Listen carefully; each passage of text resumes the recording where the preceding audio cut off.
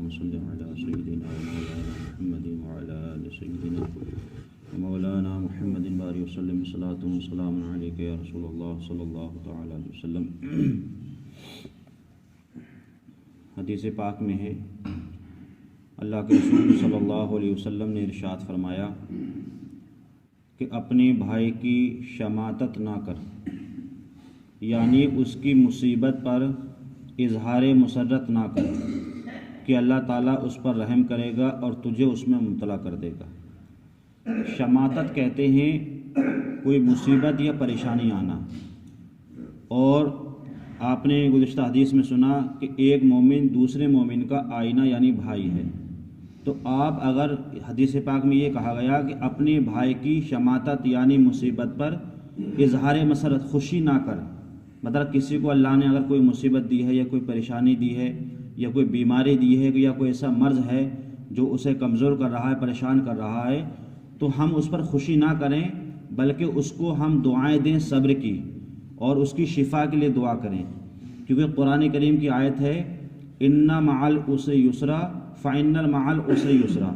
کہ بے شک ہر پریشانی کے بعد آسانی ہے۔ یہ حقیقت ہے، بس شرط یہ ہے کہ انسان پریشانی میں صبر کرے اور صبر کے دامن کو مضبوطی سے پکڑے۔ اگر آپ کسی کی پریشانی میں آج خوش ہوں گے تو حدیث پاک میں آقا فرماتے ہیں کہ اللہ تعالیٰ اس پر تو رحم فرمائے گا لیکن تجھے اس میں مبتلا کر دے گا جس میں تو نے خوشی کا اظہار کیا تھا۔ اور ایسی مثالیں بے شمار ہمارے پاس موجود ہیں کہ کل ہمارے کیا حالات تھے،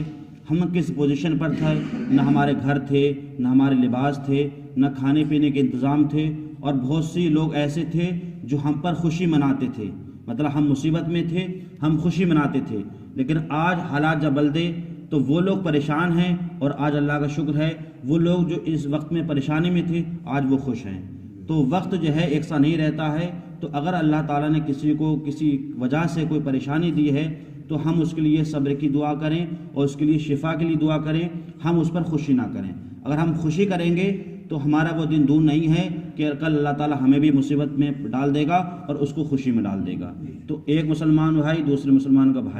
بھائی ہے تو ہم اس کی مصیبت میں کیا ہے صبر کریں اور اس کی کیا کریں مدد بھی کریں۔ حدیث پاک میں میرے آقا صلی اللہ علیہ وسلم نے ارشاد فرمایا کہ میری ساری امت عافیت میں ہے، عافیت میں ہمارا مطلب آرام سے ہے، مگر مجاہرین کہتے ہیں وہ لوگ جو کھلم کھلا گناہ کرتے ہیں، یہ عافیت میں نہیں ہے۔ میرے آقا فرماتے ہیں میری جتنی امت ہے سب عافیت میں ہے، مگر وہ لوگ جو مجاہرین ہیں یعنی جو کھلم کھلا جو گناہ کرتے ہیں وہ عافیت میں نہیں ہے، ان کی غیبت اور برائی کی جائے گی۔ کیوں کہ آدمی بے باکی سے یہ کہہ دیتا ہے کہ میں رات میں نے فلاں کام کیا، رات میں نے چوری کی، رات میں نے ایسا کیا، حالانکہ خدا نے اس کو چھپایا اور یہ صبح کو خود سب کے سامنے بیان کر دیتا ہے۔ حالانکہ اللہ تعالیٰ اس چیز پر قادر ہے، اگر چاہے تو رات میں اس نے جو بھی گناہ کیے ہیں اگر اللہ چاہتا تو وہ سب رات میں ہی اس کو فاش کر دیتا، لیکن یہ آدمی اتنا بے باک ہے کہ رات میں کوئی گناہ کرتا ہے اللہ اس کو چھپاتا ہے، لیکن صبح آ کر کے یہ کیا ہے لوگوں کے سامنے کہتا ہے میں نے رات میں ایسا کیا ہے، میں نے رات میں ویسا کیا ہے۔ تو گویا کہ یہ وہ شخص ہیں کہ جو عافیت میں نہیں ہیں۔ حالانکہ اللہ تعالیٰ اس بات پر قادر ہے کہ اگر انسان کوئی رات میں کچھ کر رہا ہے، مثال کے طور پر انسان کسی گھر گیا چوری کرنے کے لیے اور اس نے چوری کی اور تمام گھر والے سو رہے ہیں، تو کیا اللہ تعالیٰ اس بات پر قادر نہیں ہے کہ ان گھر والوں کو اٹھا کر کے اس کو پکڑوا دے؟ بے شک قادر ہے، لیکن اللہ نے اس کے اس گناہ کو چھپایا، لیکن صبح وہ کیا کرتا ہے کہ میں نے فلاں جگہ ایسا کیا، میں نے چوری کی۔ تو یہ لوگ ایسے ہیں، یہ عافیت میں نہیں ہیں، یہ کیا گرفتار ہیں، اور اللہ تعالیٰ کا ان پر کیا ہوتا ہے غضب بھی ہوتا ہے۔ تو اسی طریقے سے اگر کسی کا گناہ چھپا ہوا ہے تو وہ اپنے گناہ کو چھپا رکھے، کیونکہ گناہ کا اعلان کرنا بھی کیا ہے گناہ ہے۔ تو ایک تو اس نے یہ گناہ کیا چوری کی، اور دوسرا اس نے گناہ یہ کیا کہ اس گناہ کا اعلان کیا، مطلب لوگوں کو بتایا، تو یہ ڈبل گناہ ہو گیا۔ تو انسان اگر کوئی تنہائی میں گناہ کر رہا ہے تو پہلی بات تو اس سے بچے، اللہ کے بارے میں توبہ کرے اور کسی کے سامنے اپنے گناہ کا اظہار نہ کرے۔ حدیث پاک میں میرے آقا صلی اللہ علیہ وسلم نے ارشاد فرمایا کہ فاسق کی غیبت نہیں ہے، کیونکہ آپ نے سنا کہ غیبت کرنا کتنا بڑا گناہ ہے، لیکن کچھ جگہوں پر شریعت نے اجازت دی ہے کہ مثال کے طور پر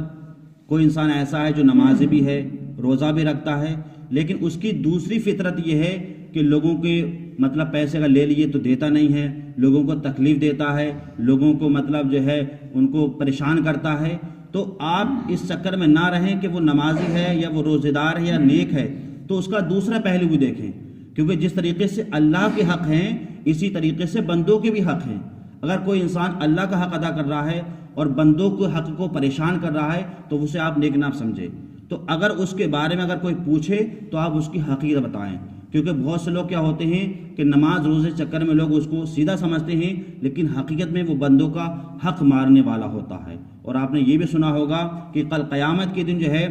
جب تک وہ اس بندے کا حق ادا نہیں کر دے گا اللہ تعالیٰ اس کو معاف نہیں فرمائے گا۔ تو ہم بہت سے لوگ اگر پوچھیں کہ فلاں شخص کیسا ہے تو اس کی جو حقیقت ہو، مطلب وہ پیسے کا لے لیتا ہے تو دیتا نہیں ہے، لوگوں کو پریشان کرتا ہے، تو اس کے بارے میں اس کو بتائیں تو یہ غیبت نہیں کہلائے گا، یہ حقیقت کہلائے گا۔ کیوں کبھی کبھی ایسا ہوتا ہے، ایک مثال ہے کہ ہم تو صنم ڈوبے ہیں تم کو لے کے ڈوبیں گے، ایسا نہ ہو کہ ہم سے اس نے پیسہ لے لیا ہمیں تو دیا نہیں، ایسا نہ ہو کہ تم سے لے کے وہ تمہیں بھی نہ دے۔ تو ایسا اگر کوئی ایسا شخص ہے کہ جو نماز ہی پڑھتا ہے لیکن لوگوں کو پریشان کرتا ہے تو اس کے بارے میں لوگوں کو بتائیے کہ اس سے تھوڑا بچ کے رہیں، پیسہ اس کو نہ دیں، اس کی کوئی مدد نہ کریں اور اس کے قریب نہ آئیں، تاکہ ایسا نہ ہو کہ ہم تو پھنس گئے ہیں آپ بھی کہیں پھنس جائیں۔ تو وہی کہا گیا حدیث پاک میں کہ فاسق کی غیبت غیبت نہیں ہے، مگر فاسق ایسا ہے جو لوگوں کو پریشان کرتا ہے تو اس کی غیبت نہیں ہے۔ حدیث پاک میں اللہ کے رسول صلی اللہ علیہ وسلم نے ارشاد فرمایا کہ اگر کسی کی آپ تعریف کریں تو اس کی تعریف اتنی ہی کریں جتنی وہ تعریف کے لائق ہے، مطلب اس میں اتنی مبالغہ آرائی نہ کریں کہ مطلب وہ بہت لائق تعریف ہے، وہ ایسا ہے وہ ویسا ہے۔ حدیث پاک میں کہا گیا ہے کہ جب کسی فاسق کی تعریف کی جاتی ہے